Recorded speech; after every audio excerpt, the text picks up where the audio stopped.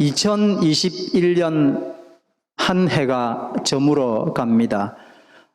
근 2년 동안 전 세계는 정말 그 어떤 세대에도 직면하지 못했던 환란, 계속해서 끝나지도 않는 환란에 직면해 있습니다.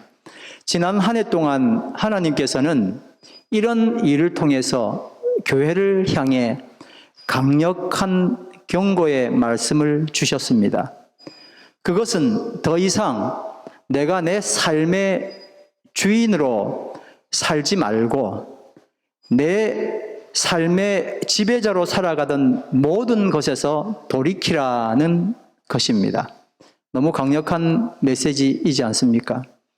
이 세상 돌아가는 모습들을 바라보면 다 내가 주인 삼느라고, 그리고 사람이 주인이라고 헤쳐놓았던 그 많은 결과들이었습니다. 그러면 어떻게 해야 되느냐?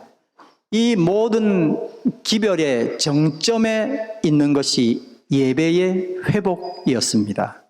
하나님은 여전히 성도 한 사람 한 사람이 각자에게 주어진 현장에서 그 자리가 어떤 자리이든 예배자가 되기를 간절히 원하셨습니다. 고통의 자리는 우는 자리일 수 있지만 그곳을 예배의 자리로 바꿀 수 있다 하는 것입니다. 가정에서, 직장에서, 학교와 학원 등에서 내가 서 있는 그 자리에서 하나님은 예배 받으시기를 원하십니다. 늘 듣던 말씀이죠. 여러분, 어떻게 가능합니까? 내가 그 자리에서 무릎 꿇고 찬양 드리면 그것이 곧 예배가 될까요? 그럴 수도 있습니다.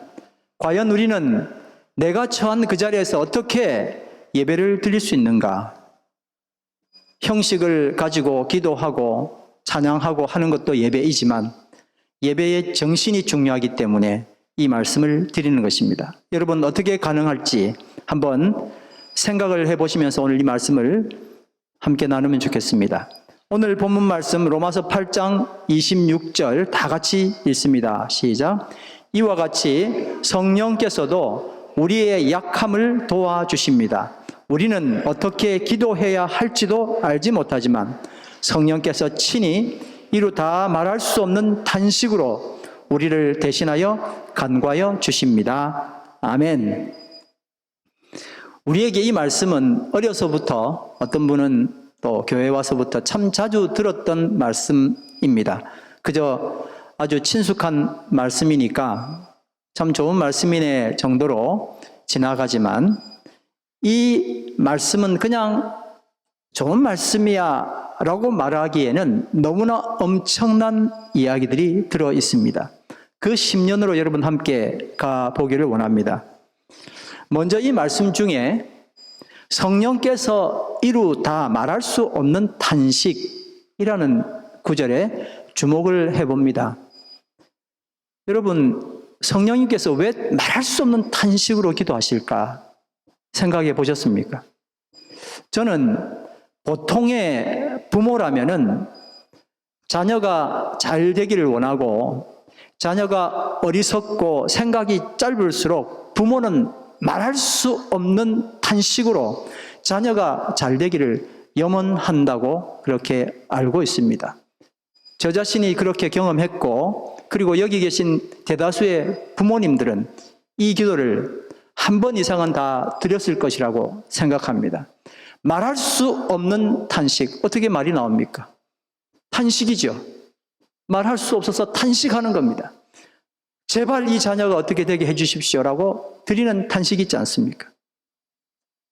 자녀가 무엇을 해야 할지 몰라서 헤맬 때 부모는 말할 수 없는 탄식으로 자녀의 방향을 잡게 되기 위해서 고대하며 피 어린 염원을 합니다. 제가 부모가 되어보니까 마땅히 빌바를 알지 못하는 어린 자녀들을 위해서 이루 말할 수 없는 탄식의 기도를 드리는 것을 발견합니다. 단 한 번이라도 정말 날 좀 도와주십시오라고 하나님께 기도해 보신 경험이 있다면 이 탄식의 의미를 알 겁니다. 이루 다 말할 수 없는 탄식은 부모의 심정이 아니면 나올 수 없는 단어라 그렇게 생각합니다. 여기까지도 우리는 부모의 심정으로 말할 수 없는 탄식으로 기도하는구나 이렇게 이론적으로는 알았죠. 그런데 이게 내 마음속에 싹 들어오게 됐어요. 하나님이 성령께서 나를 위하여 기도하신 이유가 이거였구나. 사랑의 성령님이시니까 당연히 기도해 주시지 라는 줄 알았는데 이 우주에 나 하나 있는 것처럼 성령님께서 나를 향해 말할 수 없는 탄식으로 기도하신다는 것은 그냥 사랑의 성령께서 하시는 기도가 아니라 내가 그의 자녀라 하는 사실을 알게 되었기 때문입니다. 성령님이 나의 부모의 마음을 가지고 그렇게 말할 수 없는 탄식으로 기도하고 계셨다. 정말 너무 감동되는 말씀 아닙니까? 누군가가 나를 위해서 기도하고 있구나. 저도 이런 경험들을 여러 번 해봤는데 누구누구님 기도드리고 있습니다. 이렇게 하면 너무너무 위로가 된다고 하는 답글을 받는단 말이에요. 아이고, 목사님이 나를 위해서 기도해 주시는구나. 목사님 기도가 특별할 건 아닌데 아무튼 기도하시는구나라는 그 사실을 아는 순간 굉장히 마음에 든든함이 생기잖아요. 맞습니까? 그런데 누가 기도하신다고요? 성령님이. 솔직히 말하면 우리 답답하잖아요. 그렇죠? 좀 똑똑한 것 같아도 거기서 거기. 못한 것 같은데도 사실은 거기서 거기. 그러니까 성령님이 자기 사랑하는 자녀를 위하여 얼마나 말할 수 없는 탄식으로 기도하는지 이게 너무 감동이 된다는 겁니다. 연말을 맞이해서 다 같이 한번 이 성령님의 기도를 같이 찬양해 보겠습니다. 누군가를 위해 기도하네.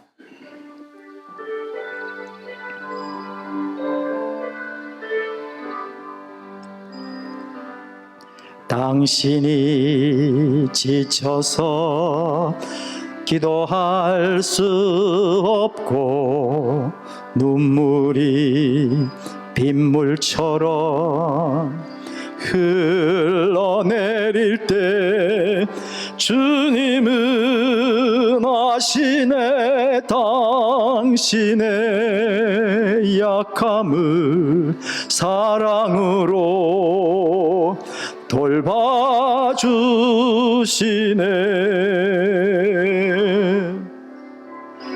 누군가 널 위하여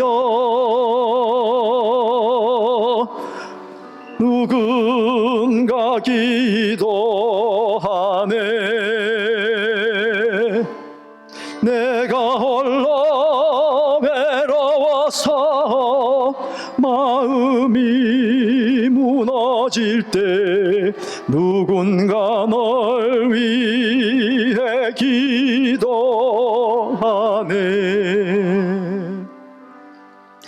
당신이 외로이 홀로 남았을 때 당신은 누구에게 위로를 얻나. 주님은 아시네. 당신의 마음을 그대 홀로 잊지 못함을 조용히 그대 위해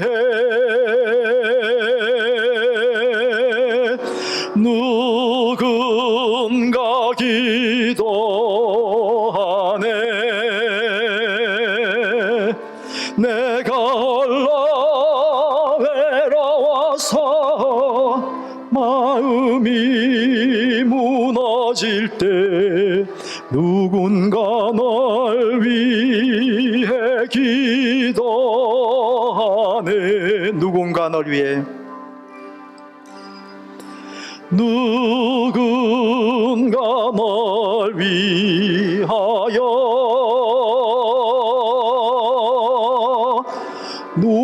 누군가 기도하네.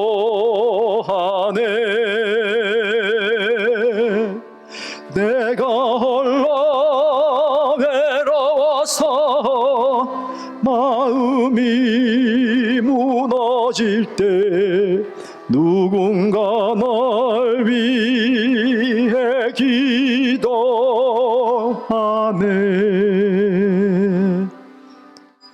아멘.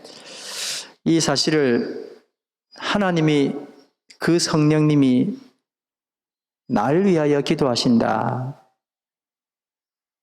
그걸 이제 마음으로 탁 받으니까 그동안 지나온 세월이 나 혼자서 애걸복걸 고군분투하며 산 세월이 아니라 성령께서 나를 계속 여기 오도록 지도하셨구나 하는 걸, 외로움이 아니라 함께 하심을 느끼게 되는 거예요. 나를 위해서 부모 이상으로 탄식하시며 기도하시는 분이 계시다, 그 사실만으로도 이 세상이 이렇게 달라 보일지 몰랐습니다. 기도하는 부모를 가진 자녀의 든든한 행복처럼 정말 마냥 기쁜 겁니다. 일반적이었던 성령님의 존재가 구체적으로 나의 삶에 들어오신 것이 된 것입니다. 먼 발치가 아닌 얼굴과 얼굴을 보듯이 아주 가까이 계신 성령님을 맞이하게 되는 겁니다. 내가 이 땅에 태어난 이후로부터 가장 친근한 사랑의 음성으로 내 이름을 불러주시고 지속적으로 격려와 칭찬의 말씀을 아끼지 않으셨던 그분이 바로 성령님이셨습니다. 그러기에 그분의 음성은 전혀 낯설지 않은 음성이고, 잠잠히 성령께서 제 이름을 부르는 소리를 귀 기울여 들여봅니다. 성령님께서 저에게 기쁨의 눈물을 주셨습니다. 정말 이걸 그렇게 많이 부르셨는데 대답도 못했구나 하는 죄송한 마음이 들었습니다. 그리고 행복한 마음도 아울러 들었습니다. 이 말씀이 체험되면서 주변에 있는 여러 말씀들의 의미가 정말 비 온 뒤에 푸른 잔디가 올라오듯이 명확하게 더 멋있게 보이기 시작했습니다. 여러분, 지금 주신 이 말씀 한 말씀 한 말씀을 힘을 주어서 같이 읽어보겠습니다. 이와 같이 성령께서도, 시작. 이와 같이 성령께서도 우리의 약함을 도와주십니다. 우리는 어떻게 기도해야 할지도 알지 못하지만 성령께서 친히 이루 다 말할 수 없는 탄식으로 우리를 대신하여 간구하여 주십니다. 아멘. 이 말씀에서 제 마음 붙드는 구절이 또 하나 더 있었습니다. 성령께서 아버지 하나님께 기도하신다 하는 것이었습니다. 성령께서 누구에게 기도하신다고요? 아니, 성령님도 하나님이신데 속으로 하나님끼리 뭐 하시는 거야? 다 아시는데 왜 기도하신다 그러지? 성령님은 우리가 알 때는 동등인데 어떻게 성령님이 기도하시지? 예수님도 기도하셨잖아요. 그렇죠? 야, 그러니까 예수님이 좀 더 밑에 계시고 하나님이 저 위에 있나? 우리가 또 그렇게 생각할 수 있단 말이에요. 하나님끼리 다 아시는데 왜 기도하시지? 생각이 여기에 이르는데, 제가 제 아내와 있었던 생각이 났었습니다. 자녀 문제에 대해서, 문제가 있다는 문제가 아니고 우리는 그런 이슈를 이야기하는 거잖아요. 자녀에 관한 이야기를 나누게 되면 수지가 뭐 했는지, 나은이가 뭐 했는지, 은별이가 뭐 했는지 몰라서 서로 이야기하는 건 아니거든요. 다 알아요. 그리고 사실 100번 이상 다 했던 이야기예요. 근데 또 이야기해, 또. 그런 경험 다 있으시죠? 한 번, 두 번 이야기하고 정보를 몰라서 나누는 정보가 아닙니다. 성령께서 하나님과 대화하시는 것이 나에 대해서 정보를 몰라서 그러는 게 아니고 너무나 잘 아시기 때문에, 부모이기 때문에 나누는 대화였던 겁니다. 자녀를 사랑함으로 인해서 흘러넘치는 애정이 이 대화를 이끌어 나가는 것입니다. 여러분, 이 세상에서 최고로 가치 있고 최고로 재미있고 어디 내놔도 최고라고 말할 수 있는 동영상은 뭡니까?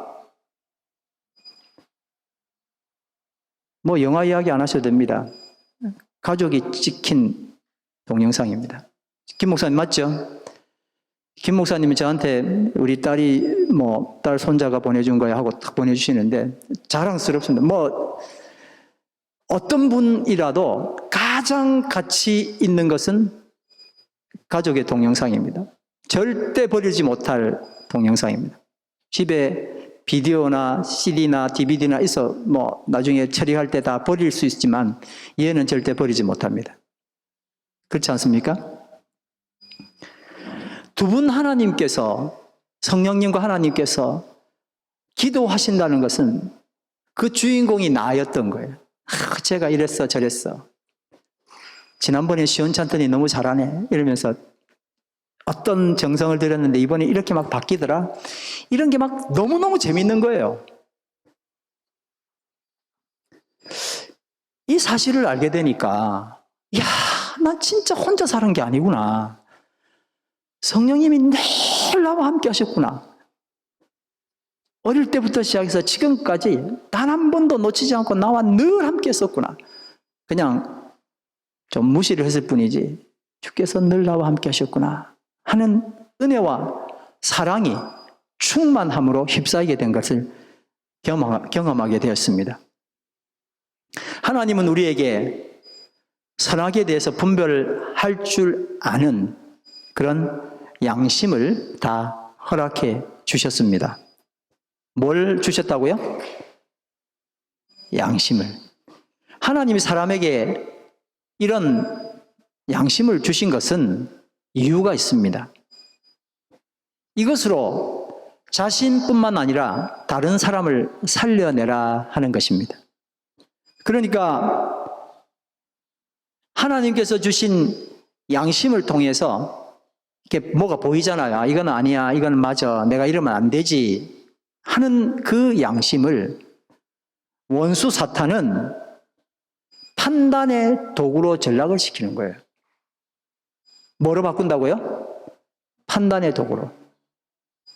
하나님은 나에게 이건 안 돼 하고 내 마음속에 나를 가르쳐 말씀해 주신 것을 다른 사람을 향하여 손짓하도록, 가리키도록, 판단하도록 전락시키게 만든 게 이게 누구 작전이라고요? 사탄의 작전이에요. 그래서 내 마음속에 뭔가 판단이 보이거든, 이건 마귀가 하는 짓이구나 하고 생각을 해야 됩니다. 남도 죽이고 자기 스스로를 죽이는, 근데 그걸 우리는 잘 인식하지 못한다는 겁니다. 다른 사람을 심판하게 되면 세 가지 나쁜 결과를 줍니다. 첫 번째는 하나님이 아니라 내가 심판자가 된다는 겁니다. 누가 심판자가 된다고요? 누가 심판을 하셔야 되는데요? 하나님이. 근데 자꾸 내가 진짜 금단의 열매 선악과 하나씩 따먹는 것처럼 슬쩍 한번 먹어보는 거야. 별 문제 있겠어 하고 먹는단 말이에요. 그게 뭐라고요? 남 판단하는 거예요. 근데 더 문제는 남 판단하면서 뭐가 딱 오냐면은 나는 괜찮은 사람이야 라고 얼른 말을 바꾼다는 거예요. 너 그러니 나는 아니야 라고. 우리가 선생님이나 엄마, 아빠 입장에서 너 그러면 안 돼 라고 그러는데 애들은 부모가 다 잘하는 줄 알잖아요. 선생님도 잘하는 줄 안다. 나중에 보니까 그게 아니야. 실망감이 있죠. 두 번째는 남 판단한다고 그 사람의, 판단된 사람의 삶이 잘 안 바뀌더라는 겁니다. 근데 바뀌는 게 뭐가 있냐면 내가 더 악해진다는 거예요. 손짓하면 그 사람이 바뀌어야 되는데 그건 별 문제가 없고 별로 바뀌지도 않고 오히려 내가 더 악해집니다. 세 번째는 로마서 2장 1절에서 6절 말씀처럼 상대방을 판단한 그 근거로 내가 심판받는다는 거예요. 하나님께서 우리에게 선악을 분별할 수 있는 양심을 주신 것은 부모의 마음으로 이루 다할 수 없는 탄식으로 하나님께 간구하여 사람을 살리라 하는 의미입니다. 그들이 연약해서, 그 사람이 연약해서 빌바를 알지 못할 때 주님이 주신 선한 양심을 가진 우리가 그를 위하여 하나님께 간구하는 것입니다. 다 같이 오늘 주신 말씀 한 번 더 읽습니다. 이와 같이 크게 읽습니다. 시작. 이와 같이 성령께서도 우리의 약함을 도와주십니다. 우리는 어떻게 기도해야 할지도 알지 못하지만 성령께서 친히 이루 다 말할 수 없는 탄식으로 우리를 대신하여 간구하여 주십니다. 자, 이 말씀에서 또 붙드는 말씀이 하나 있는데 한번 따라 하실까요? 우리는 어떻게 기도해야 할지도 알지 못하지만 우리가 기도하는 게 뭔지, 어떻게 예배드려야 되는지를 잘 모른다는 거예요. 이게 사실 우리의 실체입니다. 기껏 내가 구하는 것, 그게 내 안녕인 거예요. 내 출세입니다. 내 입의 만족을 채우는 것이 이게 우리가 구하는 거잖아요. 그때 주의 성령께서 자기 자녀임으로 기도를 고쳐주시는 거예요. 참 하나님과 거짓 신의 차이가 뭘까요? 누가 물어보면 여러분 뭐라고 대답하실래요? 참 하나님과 둘 다 하나님이야, 신이야 그렇게 하겠지만 참 하나님과 거짓 신의 차이는 무엇으로 이야기할 수 있습니까?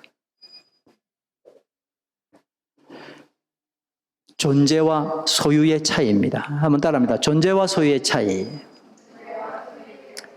잘 들으세요, 여러분. 참 하나님은 존재하실 분이에요. 아멘. 결코 인간이 소유할 수 없어요. 그게 하나님이에요. 맞죠? 근데 거짓은 존재할 수 없고 단지 인간이 소유할 수 있어요. 참신과 거짓신의 정확한 판단은 하나님은 존재하시지 우리가 소유할 수 없다는 겁니다.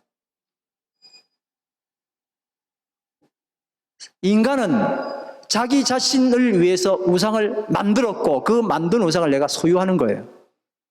그래서 가짜신입니다.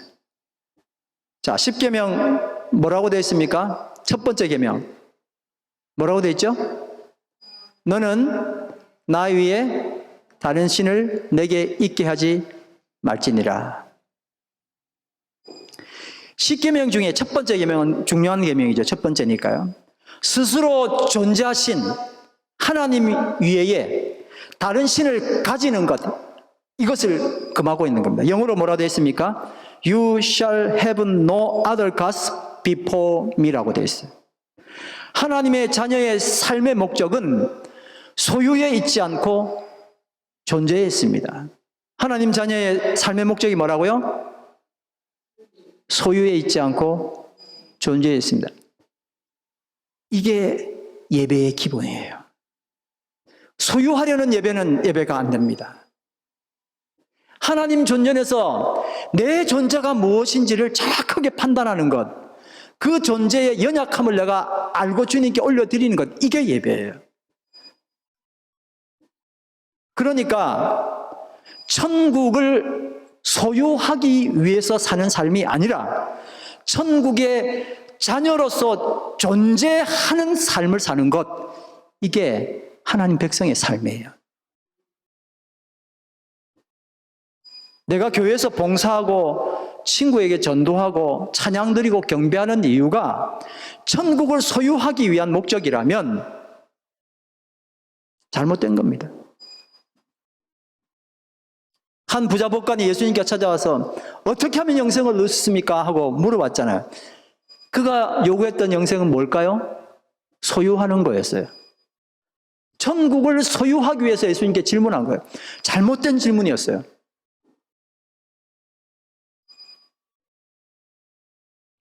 마태복음 5장 8복 나오지 않습니까? 이걸 저는 진짜 어릴 때 좀 이야기를 누가 좀 했겠죠. 물론 제가 어려서 못 알아듣겠지만 이게 존재의 의미지 소유가 아니다 이렇게 이야기했으면 그때라도 좀 감을 잡지 않았을까 하는 생각이 듭니다. 근데 이걸 복이라 그러니까 이거 소유라고 생각했단 말이에요. 그러니까 이 말씀이 좋다가도 좋다가 말다 계속 그게 반복되는 거예요. 천국은, 복은 소유가 아니라 그렇게 존재하는 거예요. 그러니 심령이 가난한 것, 뭘 가집니까? 애통하는 것, 온유하고 의에 줄이고 목마른 것, 긍휼히 여기는 것, 마음이 청결한 것, 화평하고 의를 위하여 핍박받는 것, 전부 다 뭐예요, 여러분? 다 존재해요. 내 삶의 모습이 어떠한가이지 내가 뭘 가진 것이 천국이 아니라는 거예요. 이건 파격적인 설교거든요. 근데 복 그러니까 이거는 소유구나 이렇게 생각하다 보니 이 말씀이 이해가 안 되는 겁니다. 여러분 성경 어디에도 신앙이 소유 가치에 있다고 말하지 않습니다. 한번 따라 하실까요? 신앙은 소유 가치에 있지 않고 존재 가치에 있다. 아멘. 신앙의 목적은, 신앙의 방향성은 끊임없이 하나님의 사람으로 다듬어져 가면서 그 존재를 살아가는 겁니다. 심령이 가난한 존재, 애통한 존재, 의에 줄이고 목마른 존재, 온유한 존재, 화평케 하는 존재. 근데 나는 어디에 화가 났습니까? 어디에 문제가 있습니까? 이걸 가지지 못해서 화가 난 거예요. 여러분 어떻게 생각하세요? 모든 화는 가지지 못해서 그런 거예요. 교회에 나와서 뭘 가지려고 그래요? 근데 가지지 못해서 생긴 게 내 화를 돋고, 그러니까 그게 지옥이죠. 지옥 가는 건 그렇게 뻔한 겁니다. 근데 그런 모든 악한 상황 속에서도 나는 그 존재로 하나님 나라를 살아간다면 그건 큰 문제가 아닌 거예요. 근데 성령님께서 내 기도를 고쳐주시는 거예요. 제가 계속 찾아가려고 그러는데 얼마나 힘들어. 성령께서 기도를 또 고쳐주시고, 그래서 오늘 우리 다 여기 와 있는 겁니다. 내 존재를, 하나님 앞에서 미약한 내 존재를 발견하는 거예요. 내가 손에 움켜쥐었던 모든 것들을 자꾸 내주면서 하나님 앞에 어떤 존재로 살아갈지를 꿈꾸게 되는 겁니다. 여러분 창세기 12장을 보면 아브라함이 나옵니다. 아브라함은 이제 이후 이름이고 아브람이 나옵니다. 이 아브람이 수메르 문화 중심이었던 갈대아 우루, 우상 숭배가 일상이었던 곳에서 살았던 사람입니다. 이 말씀은 다 읽지는 않겠습니다. 아브라함의 아버지는 우상을 만드는 사람이었습니다. 우상이 있었고 우상을 만들어서 판다는 것은 거기가 얼마나 많이 우상이 팽배했던가를 증명할 수 있는 겁니다. 그리고 이 말은 소유의 가치를 둔 문화가 팽배해 있었다라는 뜻입니다. 우리는 하나님께서 아브라함을 불러내셨다 그러니까 여기 말고 더 큰 하나 주실라 그러는구나. 다 그렇게 생각하잖아요. 다는 아니고. 그렇게 생각하는데 하나님이 불러내신 것은 소유하는 삶에서 존재하는 삶으로 불러내신 거예요. 신을 소유하는 삶에서 신을 결코 소유할 수 없고 존재하시는 하나님을 만나라고 아브라함을 불러내신 거예요. 할렐루야. 그게 나를 불러내신 이유입니다. 여기 있는 이유입니다. 사람이 만든 거짓 신을 그래서 자기 주머니에, 자기 배에, 자기 창고에 들여놓고 내가 이런 사람이야 라고 말하고 싶은 모든 것을 다 끊어버리시고 존재로서 살도록 역사하기 위하여 아브라함을 부르시고 나를 불러주신 것입니다. 사람을 만드신 창조주의 하나님을 섬기는 삶으로 하나님은 아브라함을 초청하셨고 이 아브라함이 그 말씀에 응한 겁니다. 오늘 주님께서 다시 한번 초청하십니다. 여러분 거기서 나오시길 바랍니다. 오늘 우리는 예배를 드립니다. 예배 이후 내가 무엇을 얻을 것인가? 이 생각하면 항상 힘든 거예요. 그러니 내가 어디서든 예배 드릴 수가 없어요. 나오는 게 없는데 그게 예배가 아니잖아요. 뭔가 얻고 돌아가는 것이 오늘 예배 잘 드렸네 의 판단 기준일 수 없다는 겁니다. 이 생각은 그쳐져야 합니다. 다만 무엇을 얻기 위한 예배를 그치고 하나님 면전에서 내 존재가 얼마나 가벼운지 얼마나 미약한지를 느끼게 될 때 주께서 위대하게 되시는 거예요. 아멘. 이게 예배입니다. 하나님의 위대하심, 나의 연약함 이게 인정될 때 이게 예배가 되는 거예요. 그러니까 조금 내가 화가 나잖아요. 저 인간들 막 이러 해도 하나님 내가 이런 인간입니다 할 때 그게 예배가 되는 거예요. 같이 붙어서 싸우고 뺏어오고 하는 게 아니라 하나님 나 이런 사람입니다 라고 말할 수 있었을 때 그때 뭐가 된다고요? 예배가 시작되는 거예요. 여러분 조금의 권력 가졌다고 물론 다 가지는데 선수들이잖아요. 그러면 없는 사람을 억압한단 말입니다. 내 마음대로 되지 않으면 마음 아프죠. 왜 세상은 내 마음대로 안 되는 거야? 무엇이든지 내 손에 거쳐야만이 만족하고 이기적 자아에서 우리는 벗어나야 되는데 나 모르면 다 몰라. 항상 화가 나가 있고 이런 사람인데 성령께서 오늘 말씀을 통해서도 지속적으로 주신 말씀을 통해서도 고쳐주시는 거예요. 너 이렇게 하면 안 돼 라고 고쳐주시는 거예요. 이기적 자아에서 벗어나서 존재자이신 하나님을 그 존재자이신 하나님이 나를 존재자로 만나 주시는 겁니다. 여러분 우리가 살면서 참 정말 카톡도 보내고 이렇게 다 하잖아요. 어느 카톡을 여러분 속된 말로 씹습니까? 내가 뭐로 보일 때? 물건으로 보일 때. 존재로 보이면 답답합니다. 그렇죠? 존경하는 이러면은 이제 이분이 나의 존재를 보고 썼구나. 카톡에서 돈 듭니까? 그러니까 이건 전부 다 뭐와 관계 있어요? 이건 전부 다 물건으로 안 볼 때는 문자 100개 카톡 와도 답도 안 합니다. 왜냐하면 나를 물건으로 보나 숫자로 보는 거야 뭐야? 모든 사람이 다 자기를 뭐로 봐주기를 원해요? 존재로 봐주기를 원하면서도 아이러니하게 자기는 또 뭔가를 가지려고 한단 말이에요. 그게 우리의 약점이거든요. 그랬더니 성령께서 이걸 오늘 이 시간을 통해서라도 고쳐주시는 것입니다.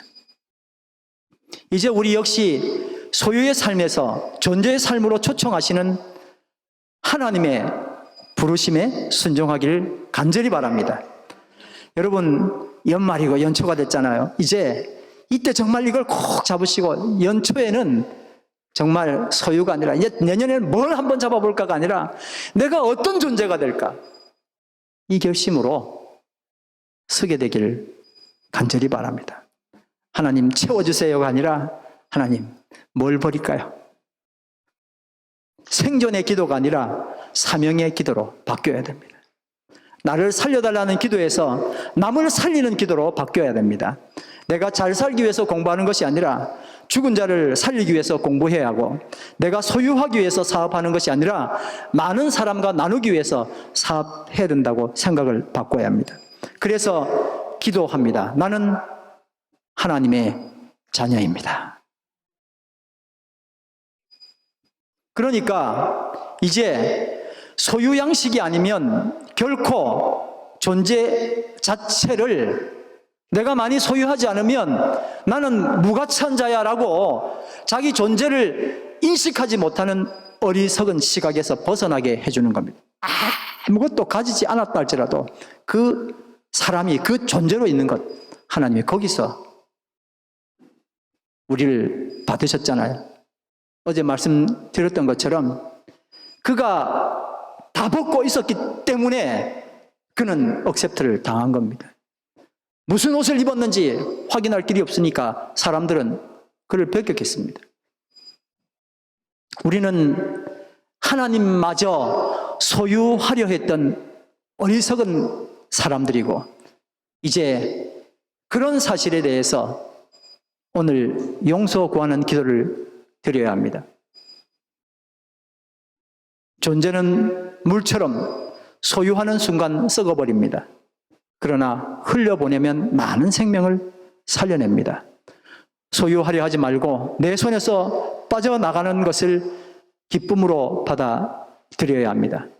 물도 바람도 세월도 절대 잡을 수 없잖아요. 그와 같습니다. 그런데 결코 소유할 수 없고 소유해서도 안 되는 것들을 소유하려 했기 때문에 인생이 너무 무겁고 허무하고 힘들었던 겁니다. 소유하려고 드니까 기독교인임에도 불구하고 더 많은 복덩어리가 여기 다 있으니까요. 그래서 세상의 공적이 된다는 겁니다. 소유함으로 이 땅을 자기만의 천국으로 만들려고 했다는 겁니다. 어리석은 부자처럼 내가 내 영혼에게 영혼아 여러 해 쓸 물건을 많이 쌓아두었으니 평안히 쉬고 먹고 마시고 즐거워하자 하는 것과 같습니다. 그러니까 여러분, 소유의 반대말은 무소유가 아니고 존재입니다. 한번 따라 하실까요? 소유의 반대말은 무소유가 아니라 존재다. 무소유가 아니라 존재다. 그러니까 여러분, 어제 수도꼭지 이야기했잖아요. 더러운 물이 나왔어요. 그러면 뭘 바꿔야 돼요? 수도꼭지를 금으로 바꾼다든지. 아무 소용없죠? 그걸 우리가 지금까지 해왔단 말이에요. 적게 가지는 것, 버리는 것, 이거로 내 마음의 위안을 삼았어요. 이렇게 하면 좀 괜찮은 물이 나올까? 아닙니다, 여러분.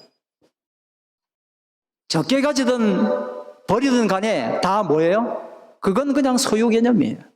그게 아니라 존재로 바꿔요. 존재. 내가 하나님 앞에서 어떤 존재인가에 대해서 우리는 늘 묵상해야 합니다. 진정한 하나님은 존재로서 만나는 거예요. 적게 가지고 버림으로 하나님을 만나는 것이 아니라 하나님 앞에서 내 존재를 자각하는 거예요.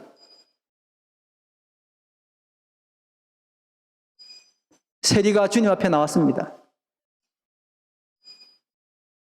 모든 사람들이 다 싫어하는 세리가 나왔는데 여기는 누구나 다 생각하는 의인으로 알려진 바리새인이 나왔습니다. 헌금도 많이 하고 일주일에 몇 번씩 금식하고 많은 사람을 구제하는 그런 사람이었습니다. 여기 그런 분 두 분만 있으면 교회 엄청 부흥할 겁니다. 제 생각에는. 그런 바리새인이 나와서 기도하고 한 세리는 남 돈이나 떼먹고 못되게 구는 한 세리는 감히 부끄러워 하늘도 쳐다보지 못하고 저 뒤에 가가지고 주님 나는 죄인입니다 라고 했단 말이에요. 근데 예수께서 말씀하시기를 누가 의롭다고 돌아갔다고요? 세리가. 왜요? 그는 주님 앞에서 자기 존재를 이야기했기 때문에 그런 거예요. 바리새인은 내가 뭘 했는지를 이야기했어요.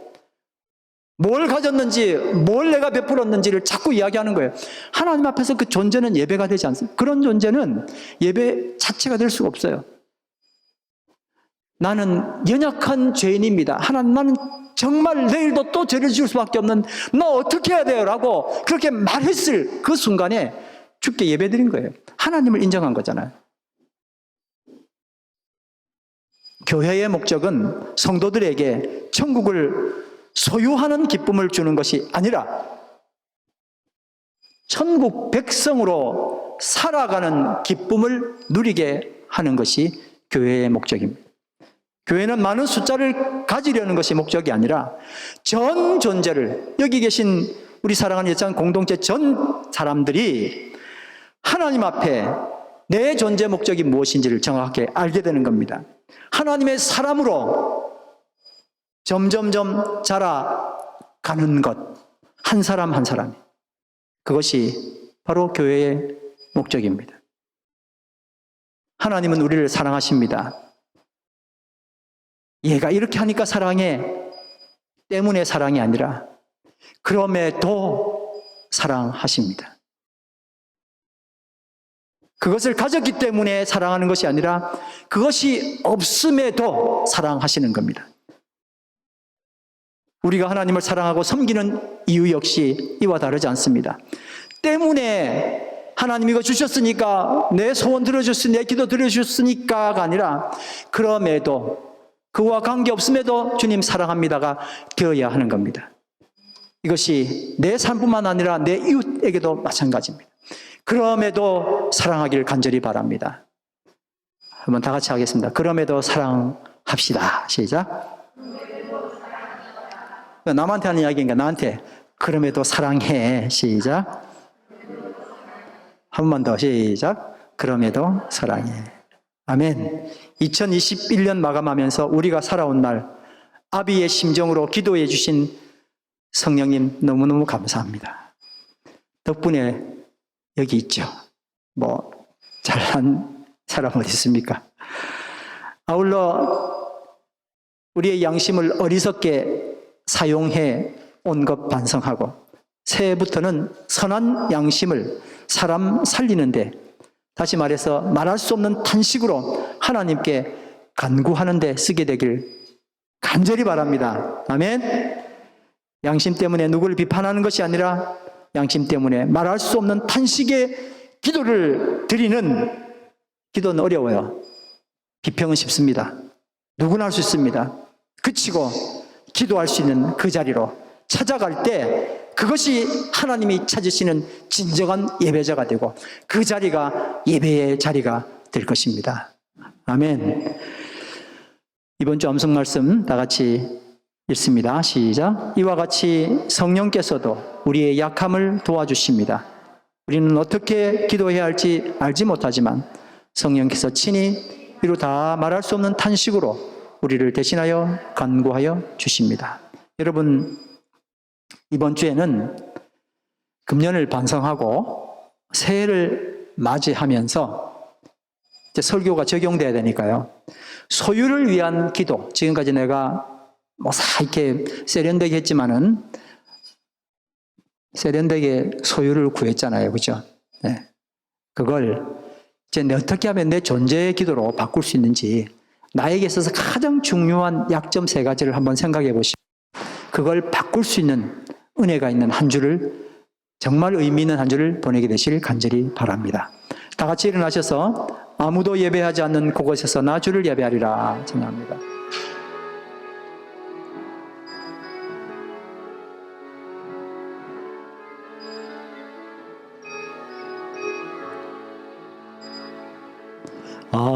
아무도 예배하지 않는 그곳에서 주를 예배하리라. 아무도 찬양하지 않는 그곳에서 나 주를 찬양하리라. 누구도 헌신하지 않는 그곳에서 주께 헌신하리라. 누구도 증거하지 않는 그곳에서 나 주를 증거하리라. 내가 밟는 모든 땅 주를 예배하게 하소서. 주의 보혈로 덮어지게 하소서. 내가 선이 곧 주의 거룩한 곳 되게 하소서. 주의 향기로 물들이소서. 이 시간에 말씀을 생각하시면서 다 같이 기도하겠습니다. 사랑하는 아버지 하나님, 진정한 예배자가 되기를 원합니다. 뭐 대단한 찬양을 드리고 멋진 찬양을 올려드리는 그런 예배가 아니라 주의 전 앞에서 내 존재의 연약함과 가벼움과 정말 아무것도 할 수 없는 존재임을 주님 앞에 고백하며 소유자로서의 삶이 아니라 존재자로서의 삶을 살아가야 함에도 불구하고 내 자신을 챙기느라 다른 사람 비난하고 비판했던 모든 것들을 주님 앞에 내려놓습니다. 그런 의미로 보면 단 한 번도 예배하지 못했던 우리의 삶을 또 주님 앞에 회개합니다. 이 시간에 내 존재를 주님 앞에 드리며 하나님, 나를 받아주시옵소서. 나는 연약한 죄인입니다라고 고백하는 정말 아름다운 시간 되기를 간절히 원합니다. 성령께서 나를 위하여 기도하심을 인하여 감사하며 그 기도에 힘입어 이 시간 회개하기를 원합니다.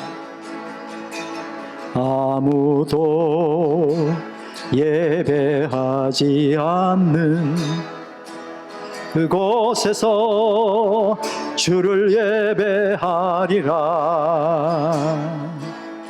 아무도 찬양하지 않는 그곳에서 나 주를 찬양하리라. 누구도 헌신하지 않는 그곳에서 주께 헌신하리라. 누구도 증거하지 않는 그곳에서 나 주를 증거하리라.